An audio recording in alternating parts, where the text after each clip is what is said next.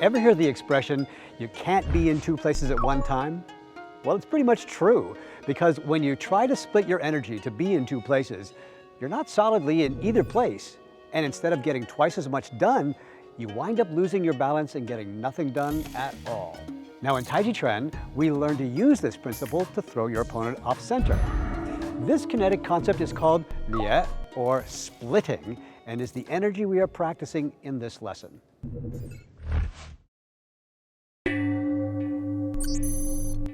Lie, splitting energy.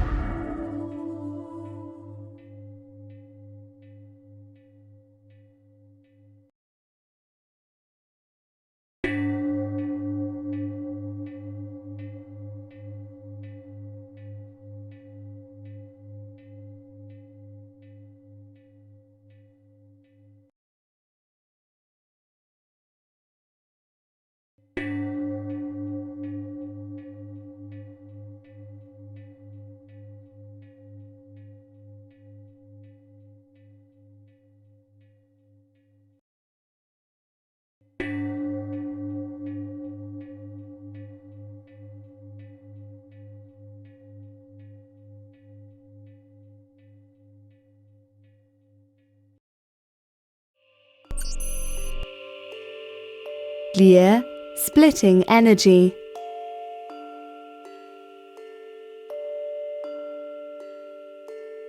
Number 1, turn and deflect.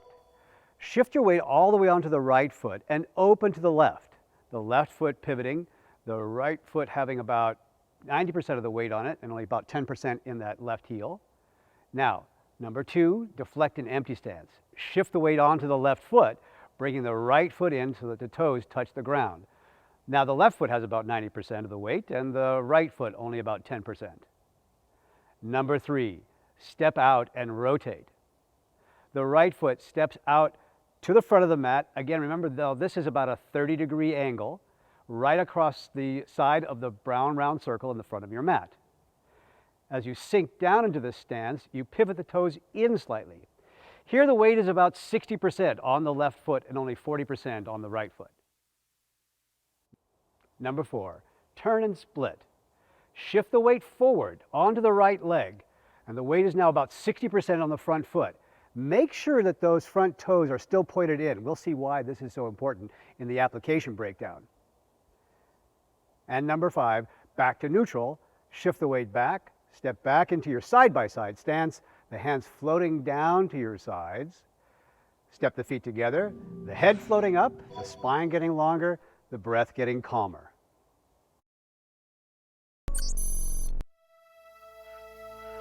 Lie, splitting energy. Number 1, turn and deflect. So rotate, the waist is turning towards the left. The hands are trailing the body's rotation. So as the body rotates, the hands just kind of follow along, deflecting outward. Here the palms are down, the fingertips pointing to the front. Number 2, deflect in an empty step. Hands pretty much stay the same, palms down, fingertips to the front. As I step into my empty step, remember to keep the elbows soft, slightly bent, not locked out. Number 3, step out and rotate.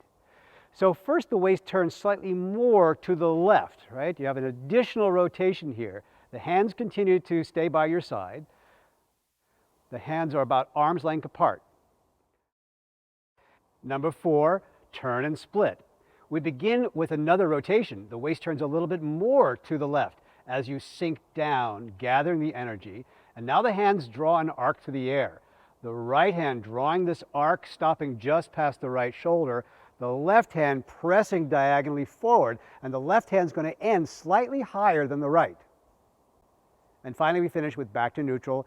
Here the hands float back up about shoulder height. The spine gets straight. The hands float down to your sides. The feet step together, the head floating up, the spine getting longer, the breath getting calmer.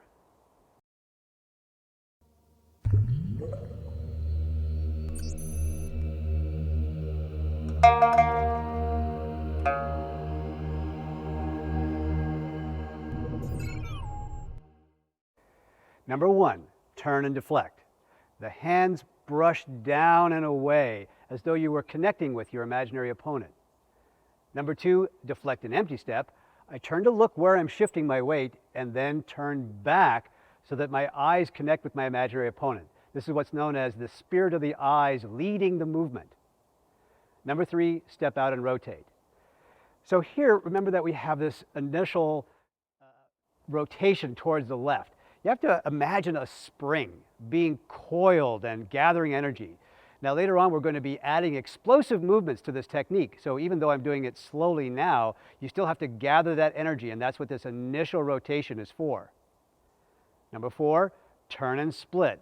So there's even more coiling up here. Really grind it down into that spring, and then you will be able to explode forward, bringing your hands into the splitting. Now remember that the splitting technique is about sending your opponent in 2 directions. One part of his body going one way, one part of his body going the other way, and that's why he can't keep his root. So visualize, imagine your right hand grabbing the opponent's wrist and the left hand pushing the opponent's upper arm to throw him to the side. One more time. You'd see the right hand grabbing the wrist and pulling, left hand pushing forward. And now you're done with the technique, so let that energy go. You shift back, steps feet side by side, the hands float up here. The energy just slowly dissipates. The feet step together, your head floats up like a balloon filled with helium, the spine getting longer, and calm down, relax, let the breath go out. Each time you practice, remain fully present and try to pay attention to your body's sensations.